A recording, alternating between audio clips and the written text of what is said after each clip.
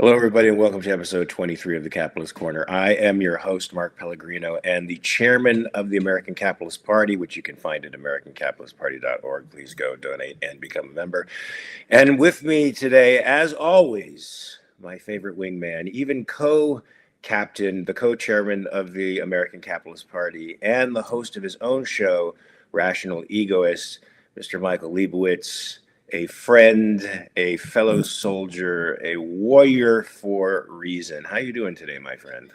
I am wicked tired. I got about 5 hours sleep. I woke up at 1:30 or so, and I tried to get back to sleep. Couldn't do it, so I got up and started working, which is why you'll see some of the articles and videos I sent you would be about 11 p.m. your time. I hate it when that happens. Yeah, what that happens when you get older too, and It happens to me all the time. It must be Trump. No. Yes, we're going to blame everything on Trump. There's actually one positive story respecting Trump today. So we may, I don't know if I'm going to be able to get to it in the time I'm here because I'm only here for half the show today, folks. Remember to like our podcast today. Please press the like button. All of you folks that are viewing today. 12 viewers, 5 likes. One of the likes is me. So okay, so we got to pick this up. Pick up the pace, people. Pick up the pace. Pick up the viewership. Come on, guys. You know that we start 9 a.m. Pacific time, 12 p.m. Eastern time. And we've got commies to beat out there. We've got statists to beat out there. And the only way we're going to beat them is by getting these ideas out there into the world and doing combat with these folks with words. Hopefully not fisticuffs, but that's the way commies like to do things. But we're going to beat them in the realm of ideas, which is the way you beat people in a free society, right? That's civil society. Persuasion. That's right. We have to appeal to your faculty of reason, folks, which is what we're going to try to do here. So there was a post on X today, guys. Oh boy, this post. It was posted by the Bulwark, and that's where I originally saw the tweet. I actually originally saw the tweet because Michael sent it to me. But this prompted a retweet by me, by the way, that said the political class does not care about you. And it quotes directly from Trump and shows him actually saying these words. This is a quote from Trump, guys. Somebody said, oh, the shelves are going to be open. Well, maybe the children will have $2 instead of $30, and maybe the $2 will cost a couple of bucks more than they would normally. And he goes on to circularly pontificate, as he always does. Well, folks, he doesn't care if our shelves are empty. Now, of course, it's going to be more than dolls that aren't going to be there. It's going to be more than toys that are going to be empty on our shelves. It's going to be foods. It's going to be tools. It's going to be other supplies that you need on a daily basis.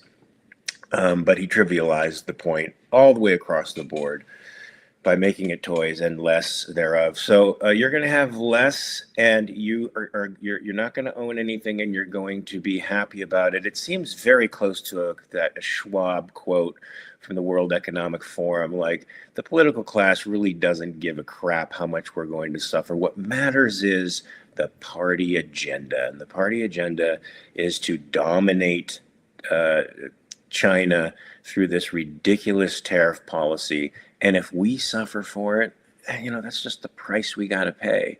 What do you say to this, Michael? I mean, this is a really ham-handed, tone-deaf statement on the part of the president that I doubt he'll walk back. Well, yeah, let them eat cake, right? It's so insane to me because I remember the socialists, the commies originally claimed that socialism was going to bring in an age of prosperity for everybody.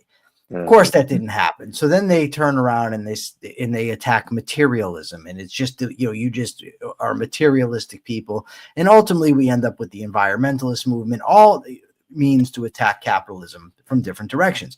And here you have Trump doing the same thing. My policies are going to bring so much prosperity. You're going to be so sick of winning. Everything's going to be great. Then it doesn't happen, and he says you'll deal with your $2 and you'll like it. He also came out early when the economy was doing good. He said, this is my economy. And then when it comes to doing lousy, he says, this is Biden's economy. It's who the man is. It's so interesting because I'm reading his book still. I'm almost done with it, thank God. The Art of the Deal. I just want to remind you, you can't get this time back, Michael. All this time you're reading The Art of the Deal. I cannot. So you've got this. The book was written, I think, in '87, but I might be wrong. But he's talking about he was the owner of the New Jersey Devils, or not the New Jersey. That's a hockey team. The New Jersey Generals, the USFL football team. And he was trying to get it so that they would compete directly with the NFL in the fall because his argument was that's when people want to watch football. A poll came out that said that fans do not want the USFL to be in the fall. And Trump says, well, and you can guess how I feel about polls, right? It's now 38 years later, 35, whatever it is later, and it's the same thing. When the polls say Trump is doing good, he cites them all. I'll never forget it. In the 2015 debates, the primary debates, yeah, well, Jeb, you're at 2% in the polls. And then when the polls go against him, he says they're all fake. The guy is an insecure charlatan. And the fact that anybody bought this is dumbfounding to me. But, I had a conversation yesterday. I interviewed a guy who was an expert in propaganda, communication, that conspiracy theories, that sort of thing. And while we were talking, we were talking about context. And it occurred to me that, I grew up, both of my parents were criminals. A lot of the guys in the neighborhood were criminals. I, of course, myself was a criminal, and I spent 25 years enmeshed with criminals and also did a significant amount of studying about criminals.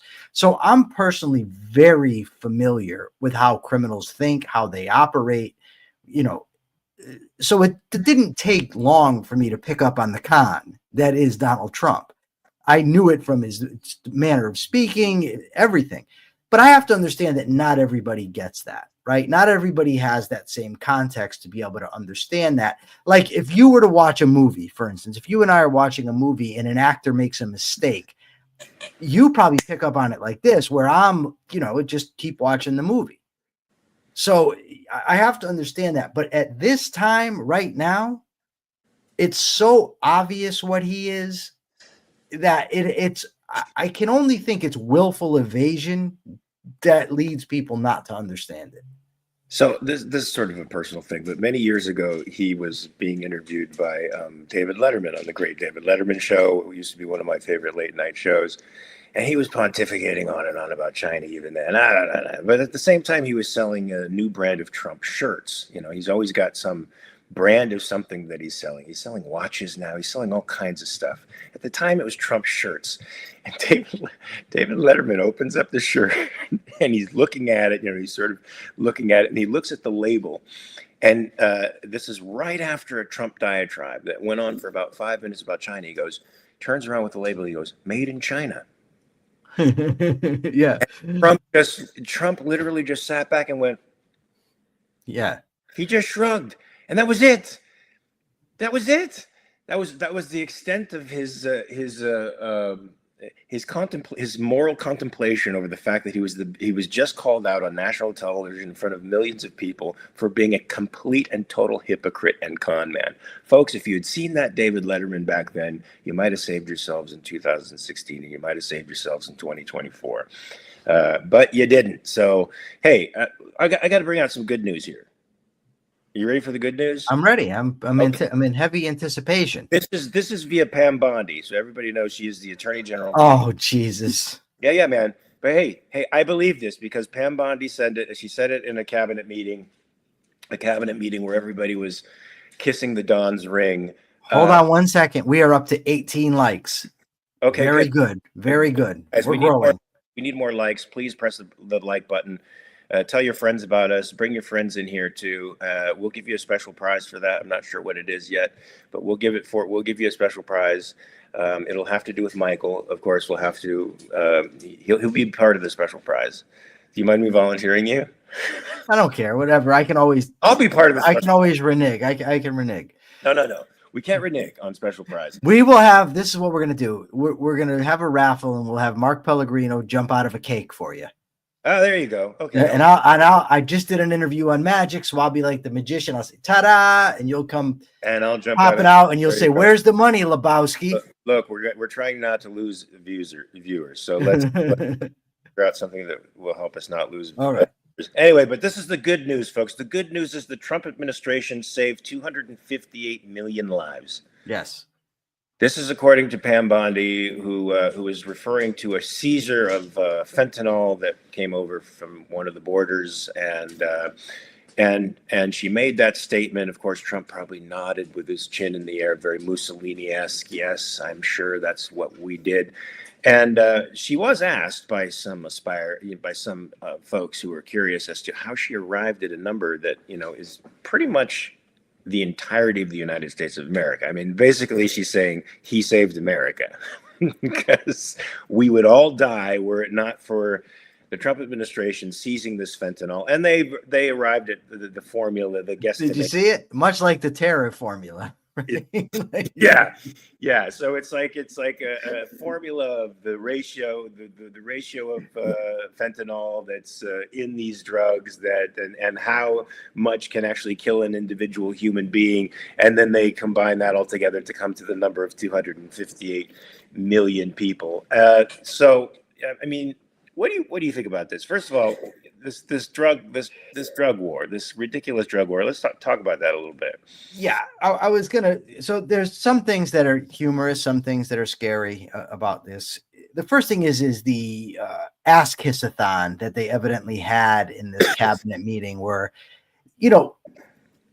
that's what happens when you fire people that don't tell you what you want to hear, and you just surround yourself with sycophants. That's what you're going to get, right? And that's what Trump has. It's like Kim Jong-un when everybody in the crowd is forced to be there, and he's so happy that they're clapping for him, as if they're really clapping for him.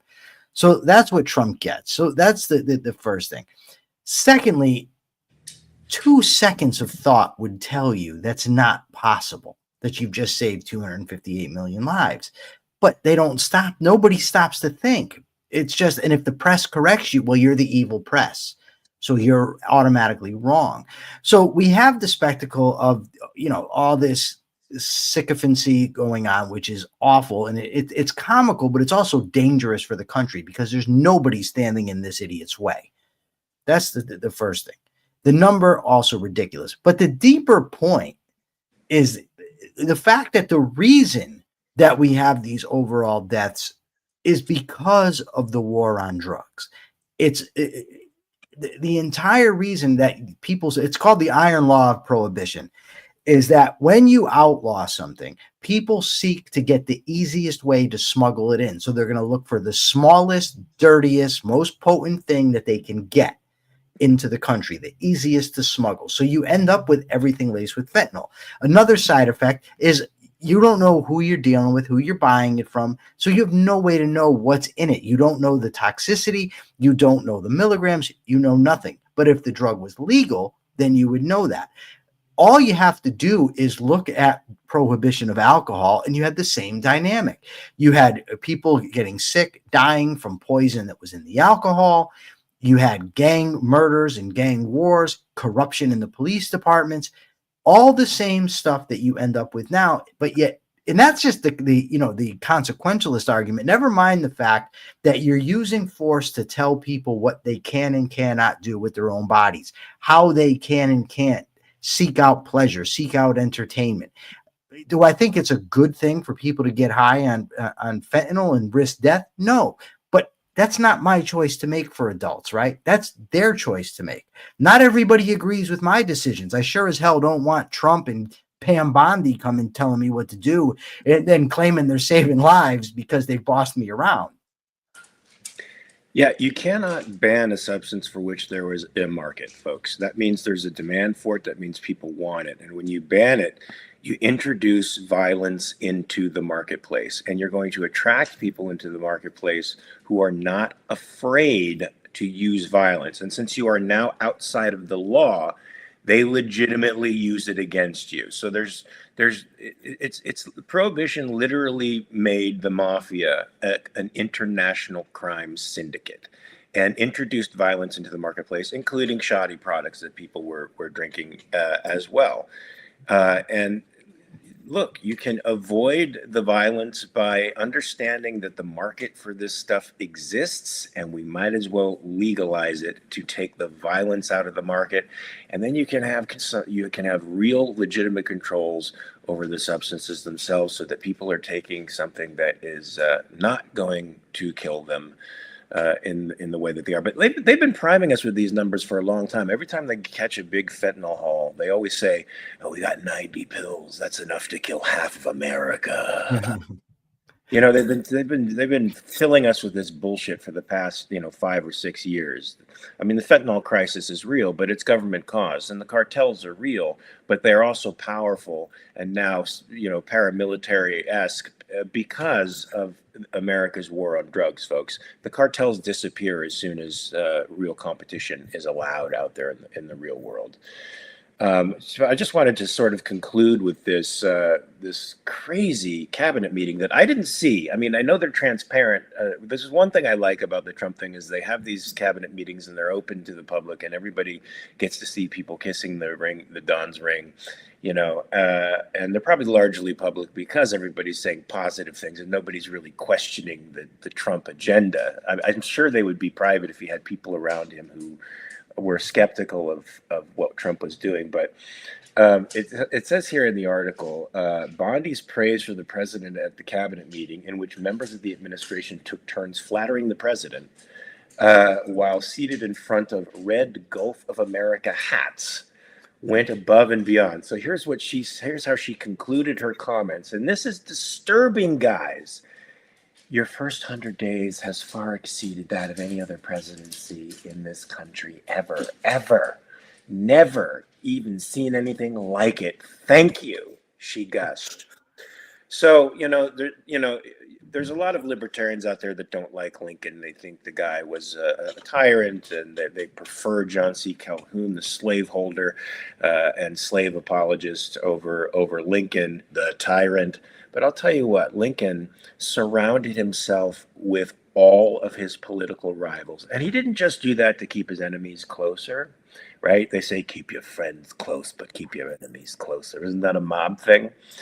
Well, he didn't just do it for that, man. He did it because that is how you check yourself. You get people who are in opposition to you, and they say no to you, and then they have to explain why no to you, and then you have to determine whether or not they are right. They challenge you and they make you stronger. And I think every single member of that cabinet became lovers of Lincoln after seeing his brilliance over time and his capacity to absorb information and to change course.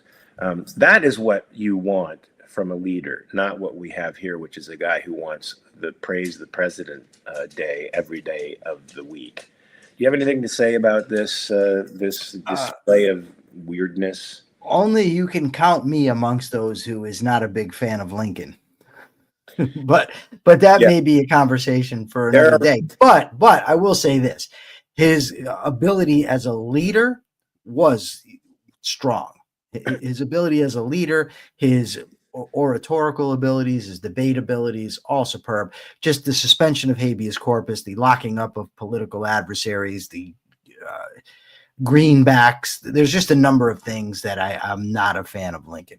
Yes, unfortunately, politicians like to resort to paper money during wartime. That's how they can pay for things. Unfortunately, they're bankrupting everybody else by doing it. And the suspension of habeas corpus, you and I both agree, is an iron law that should never be suspended. But what makes me sort of give the little nudge to Lincoln is that Washington was in Secession territory. I mean, secession territory. It was right in the middle of the enemy, literally across the Potomac. Were pickets and snipers who were trying to kill the president of the United States, and there were infiltrators within Washington itself. Of course, we know that a conspiracy to kill him was afoot. There were multiple attempts on his life, and eventually one was successful on April 15th, 1865.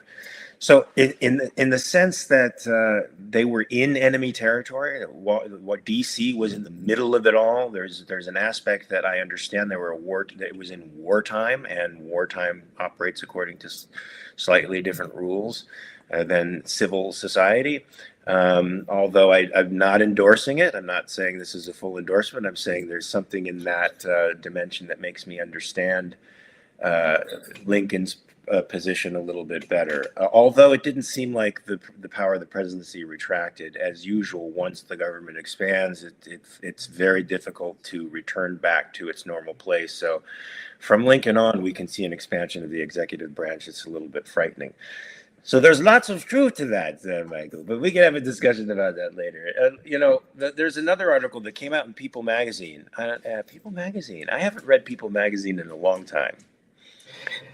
I'm very diverse in my choice of sources. You really are. You really are. People Magazine. So this was with respect to an interview that Trump did with ABC News correspondent Terry Moran, and of course. Trump said, "You're not being very nice to Terry Moran," because Terry Moran questioned Trump. Now, of course, we all know about the Garcia case, where this father in Maryland was accidentally picked up by ICE and deported to an El Salvadorian prison. We all know that the conservative news media is going mad over due process and saying, hey, it's just a process. I mean, come on. I mean, this guy came here illegally. Despite having a special injunction by a judge that said he couldn't be deported, he was deported anyway. At first, the administration admitted it was an accident. Now they're not admitting it's an accident. Now it's up to the president of El Salvador to return him or not. That's outside their power. So this guy's still sitting in an El Salvadorian prison. Now, one of the proofs that they came out with was the guy's tattoos. Aside from his brown skin, I imagine, he had tattoos. And one of the pictures that I guess Trump posted on Truth Social was of MS-13 on the guy's knuckles. Yes, which was photoshopped. Clearly, it was well known to be photoshopped, and this is what Moran was telling him. It was photoshopped, and Trump went on a tirade. He never backed down from this Photoshop comment. In fact, he went on to say, "Look. We got you. We're giving you the opportunity of a lifetime here. I chose you to interview me, and now here you are saying these things about me." What about the dig, though, Mark, that he hit him with when he was telling him? He says, "I chose you because I didn't know who you were." Yeah, right?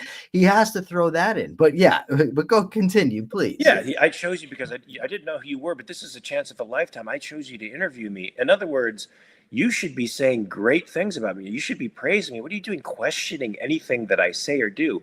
Well, folks, the fact that photo was used as proof against, and not even proof in a legitimate sense, not even proof in a court of law, to prove that this guy had committed a crime, was a member of a gang and committed a crime. Let's not forget the injunction that prohibited deportation was that he was at risk for being killed by MS-13 in his native country, and so that's why he couldn't return.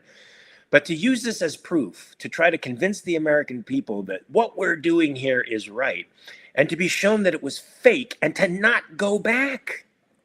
Yes. It's frightening, guys. Yes. See, to me, yes, it's bad that he shared it to begin with. But had he come out and said, you know what, I'm not very familiar with Photoshop technology. That's for a younger generation. I made a mistake. I apologize. But he doesn't do that. And the thing was, he wasn't even asked. Moran didn't say to him, why did you share this video? Trump introduced it. Trump said, we have the proof. It's on his knuckles. And he just can't. So either he's like, and this is the constant battle that I have in my own perceptions. Is he that dumb, or is he that much of a liar? It's likely a combination of both, but it's just like, wow, how can a human being sit there and do that and then have masses of followers standing up to defend him? It's just madness.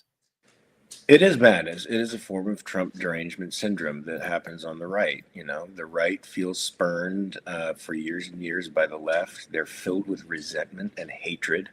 Some guy comes up who seems to be the powerhouse who will knock the left over, slap them in the face, and that's all they care about.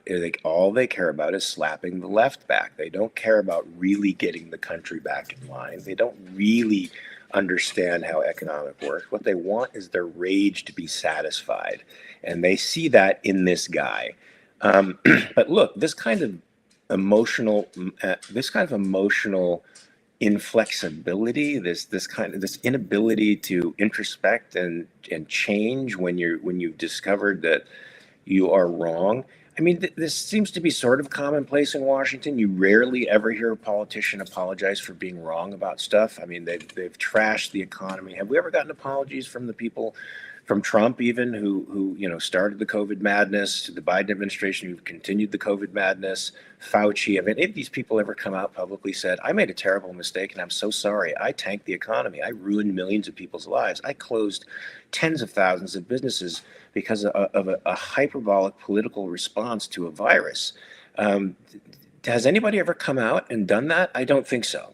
And I don't think they ever will. So the politicians are inclined not to course correct. They're incentivized not to course correct. They're as opposed to the private citizen and the businessman who is incentivized to course correct or die.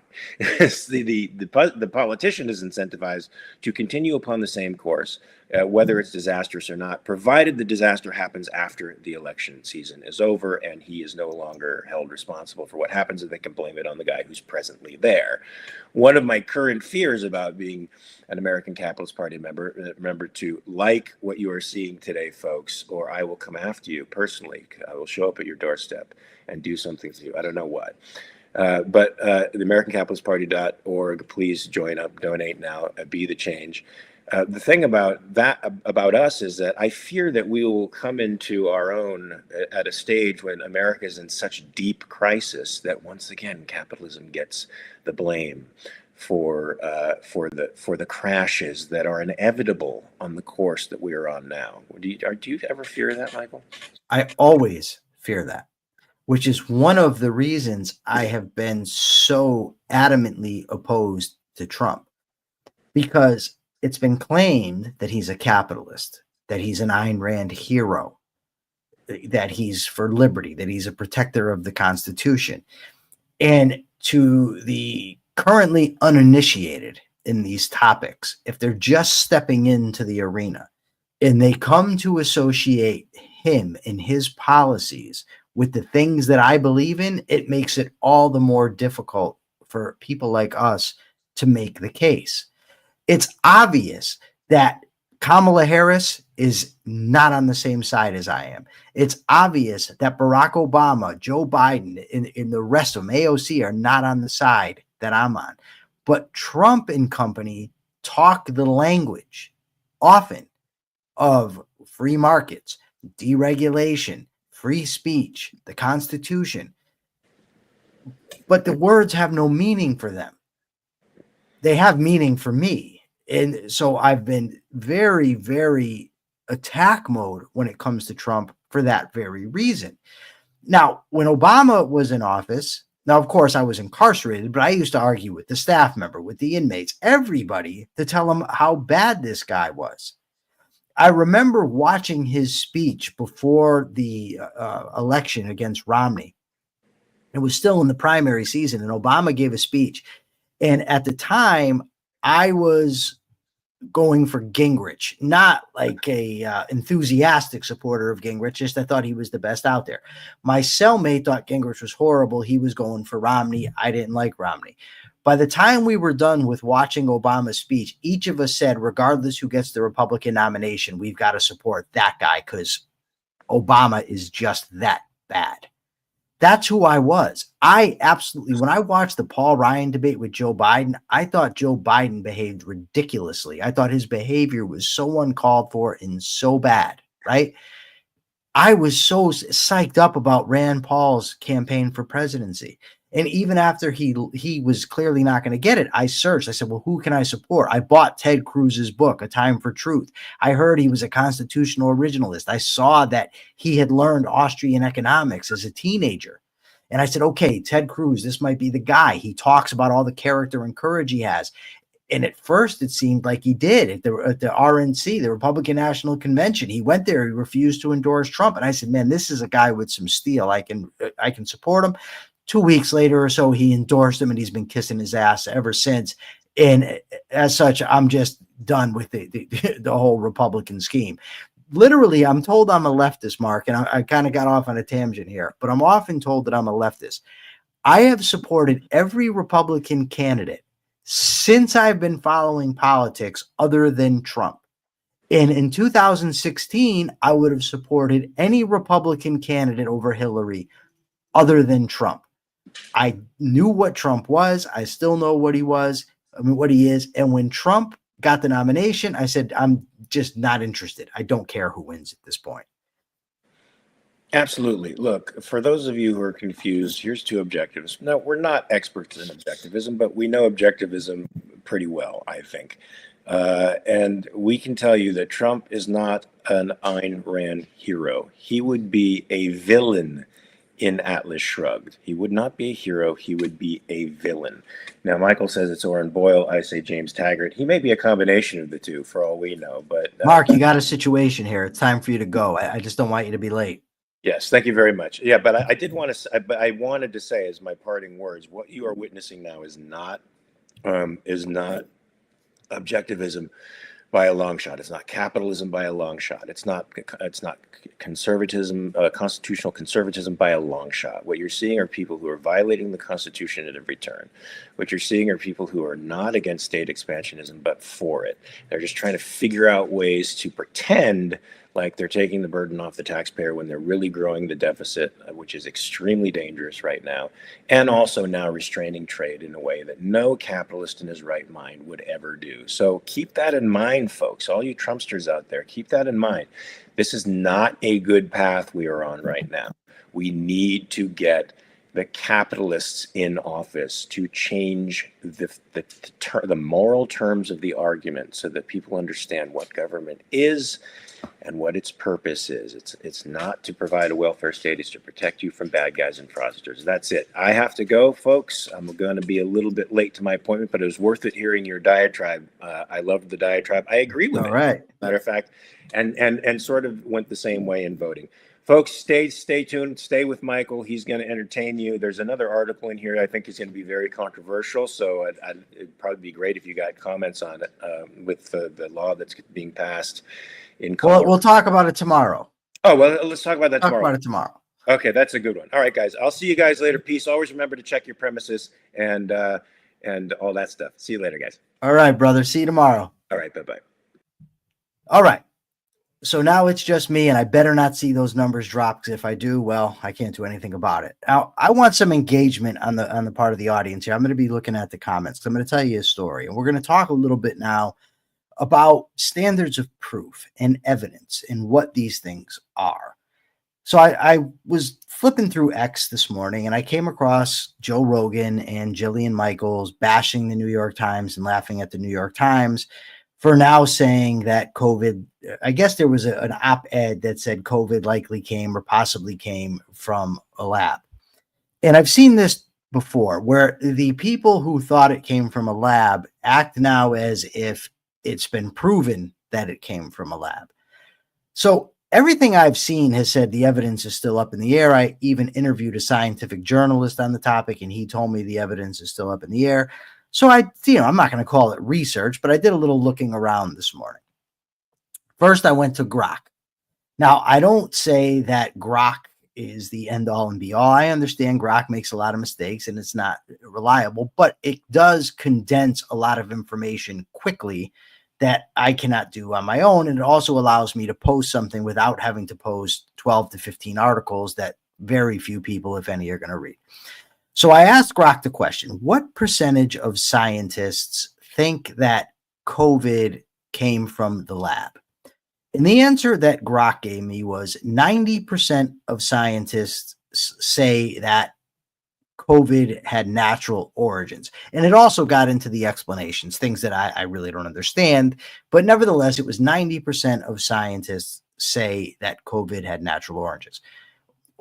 So then I went over to Google and I asked the same question, and an abundance of articles came up from Science Magazine, Nature Magazine, I think, Health and Human Services, an abundance of things, and all basically said the same thing. They didn't give me the same 90% number, but they were all saying that the large majority of scientists believe it likely that it came from natural origins. Not that they're certain, not that they believe it was proven to have natural origins, just that they said that the evidence indicates that.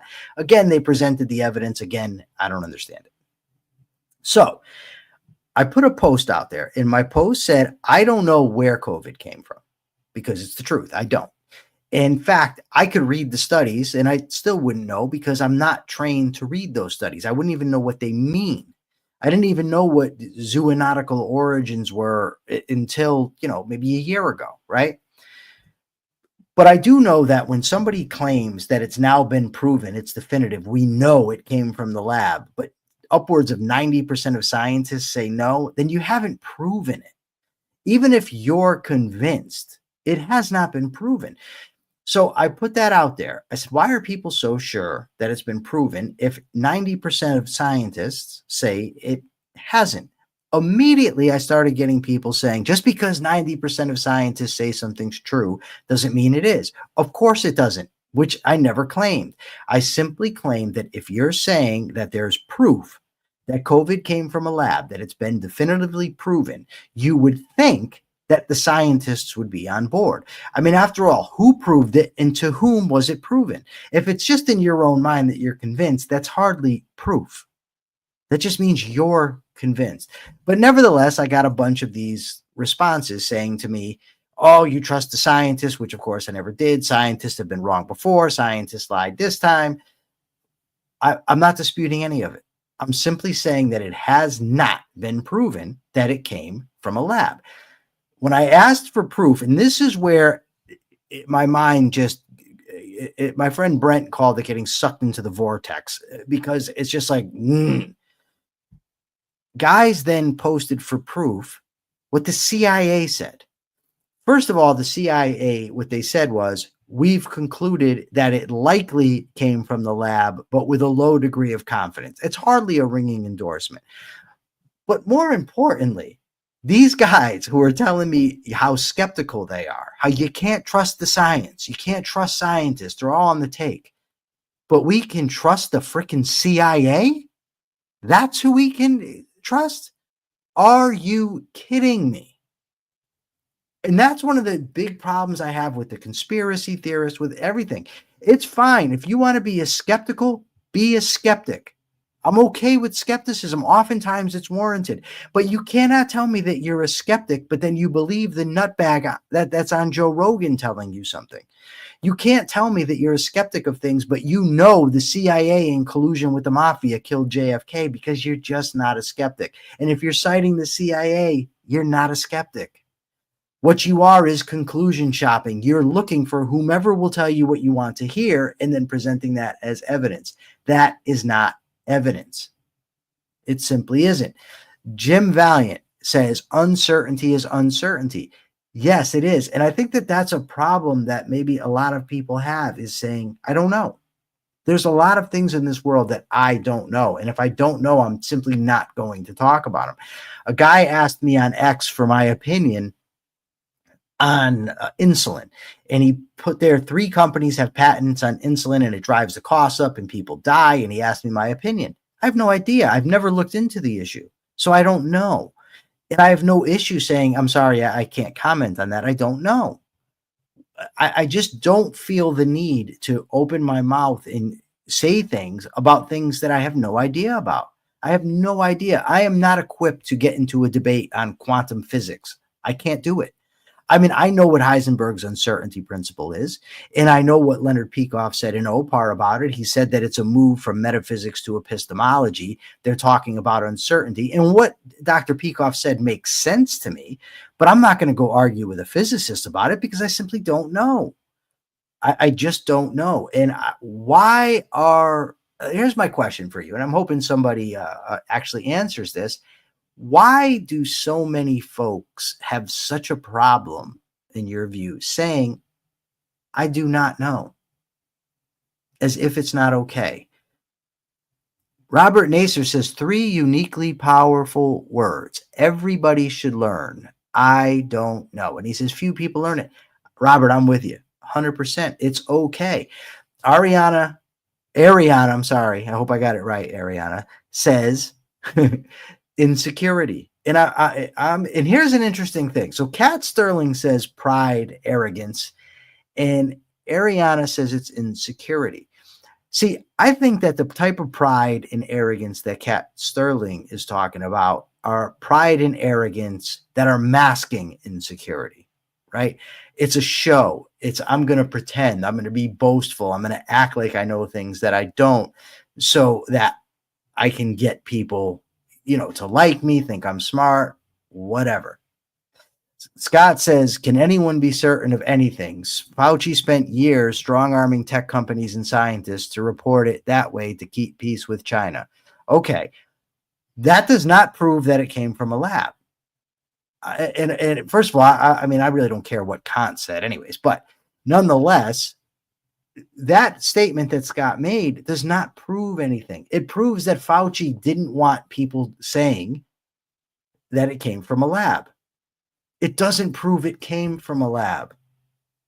And Ian Gilmore says, LOL, Fauci didn't strong arm anyone.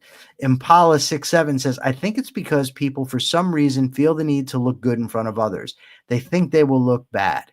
But it's a shame because saying I don't know is a learning opportunity.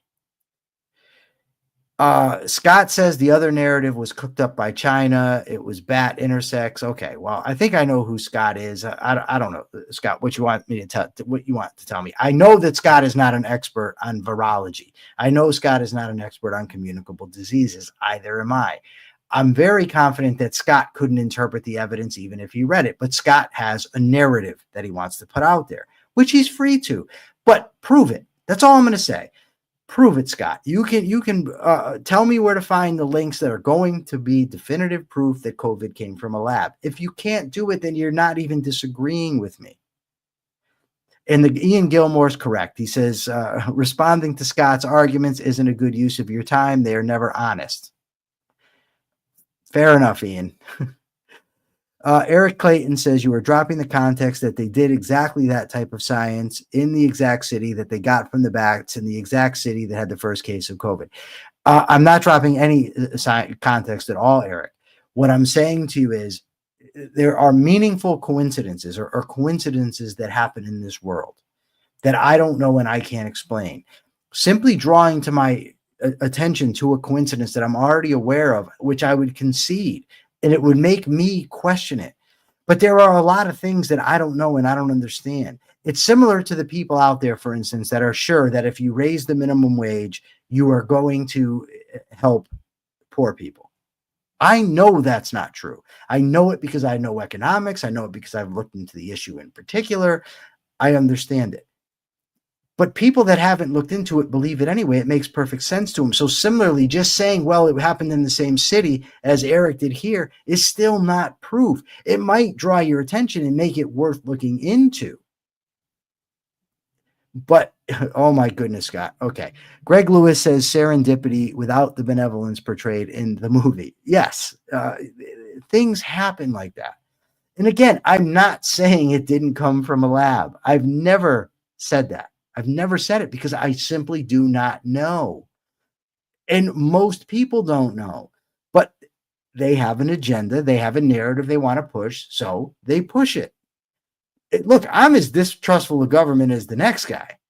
And the irony here, the thing that I find absolutely amazing is the vast majority of the people that want to push the lab leak theory now, that want to blame Fauci, that talk about Fauci's corruption and talk about the COVID regime and the lockdowns and everything that I can't stand, for some reason they absolve Trump.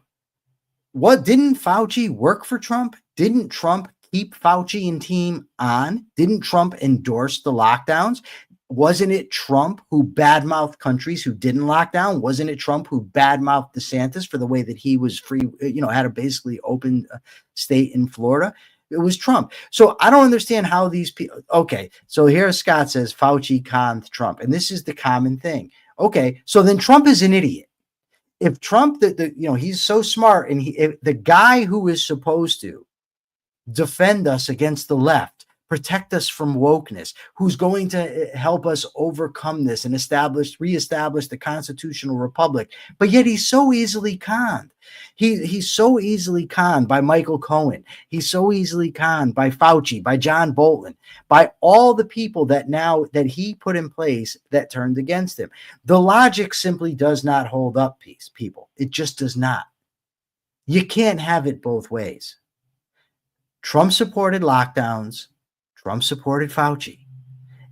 Either he believed it and he was right, or he's dumb and fell for a con from Fauci. So which one is it? So Eric Clayton says it's not 100% proof, but coincidences of the first case where they did exactly that type of scientific research with the exact same type of virus is highly unlikely. That has nothing to do with them. I don't know what the last sentence mean, but when I interviewed Daniel Quammen, and you'll have to go back and look at the interview, he presented the case that actually, if you look at the proximity to the wet market, and he went through all this stuff, the odds of that being a coincidence are less of the odds of the lab leak being a coincidence. So you just have to understand that I'm not an expert. And Eric, I don't think you are either. No offense. You're a bright guy and you post a lot and agree with me a lot, and I appreciate it. But we don't understand even the terms. I wouldn't even know how to assess the evidence, and most people don't either. But they claim to. Ian Gilmore says, if y'all have this evidence, write it up in a nice essay instead of throwing out these silly little pieces which prove nothing. Ian Gilmore for the win. Ian Gilmore, you are my favorite poster of the day. If y'all have this evidence, write it up in a nice essay instead of throwing out these silly little pieces which prove nothing. If somebody writes a good essay and it's well reasoned, post it to my X page. I will read it, and if it's well written, even if I disagree with it, I will discuss it. But if it's just the type of things that I'm seeing here that prove nothing, I just stay uncertain. And I wish I was certain. I wish I did know. And Daniel Quammen, the guy that I interviewed, his perspective was we actually need certainty. We need to come to a conclusion on this. But I fear it doesn't even matter, because no matter how many people come forward, even if one way or the other, I just think people that are going to go with what they want to believe, and that's it. And it's a damn shame. I think it's important. I absolutely believe in certainty, right? But I also understand when I can't be certain, or when the evidence doesn't warrant my certainty. Well, Eric, again, I mean, you're saying I've read the scientific articles that they released from virtually day one. Eric, I've said, write up an essay, make your case. I'll look into it, and then I can discuss it. Just repeating that you know and you've done the research, it's not proof. It's just not proof. So we've got a lot of people. Nicole Hingles says, yes, Trump did all that. Race Jacobson said, this is why I keep drawing the comparison between COVID and Epstein. Epstein is actually an interesting case. And it's an interesting case to me because no, Eric, I don't want 1,000 articles. I just want you to write an essay. That's it. I can't read 15 articles. I could find 15 other articles that say something different. I just want to hear your view. So the Epstein case, I've heard that it's impossible that he could have killed himself because the guards would have known it, because there's no way that the camera could have been broken, that sort of thing. As somebody who spent a quarter of a century of his life in those circumstances, I can tell you that nothing that I've heard about the Jeffrey Epstein suicide would surprise me. Nothing at all. COs fall asleep, correctional officers all the time on the job. Equipment in the jail, including cell doors, break frequently and go unfixed. So it doesn't surprise me even a little bit. It doesn't shock me. It's not to say something nefarious didn't happen to him. I'm just saying that the normal arguments that are brought forth as evidence just don't convince me because of my own personal experience, because of what I've seen with my own eyes and experienced. Not to mention the amount of studying I've done about prisons and, prison systems. Ariana says, now she says she's just telling Eric. I thought she was telling me something, so I got a little confused. Sorry. Okay. So unless somebody has something they want to add, which I'd be more than happy to engage with, I am going to cut short. I'm going to get to my day job, which isn't nearly near as fun as doing this, nor as enlightening or as informative. And my capitalist thought of the day is, in a free society, hold on. Race Jacobson says, with Epstein, we at least have a coroner's statement that was a suicide and there was no proof of foul play on the body, which is what counts. I happen to be with Race. I agree that the coroner's statement is evidence. Of course, for the conspiracy minded, they would just say he's in on it, which is why it's not really wise to argue with the conspiracy crowd, because all the evidence, even that goes against them, is just more evidence for the conspiracy. So my capitalist thought of the day is, capitalism represents freedom. It represents individual rights, which means the right to speak our minds. And it even means the right to be wrong. And it's okay to be wrong at times. And it's okay to be uncertain. It's even legal and should be. You should have the right to speak on things that you know nothing about. But just because you have the right to do so, and just because it should be allowed, doesn't mean that morally you should do it.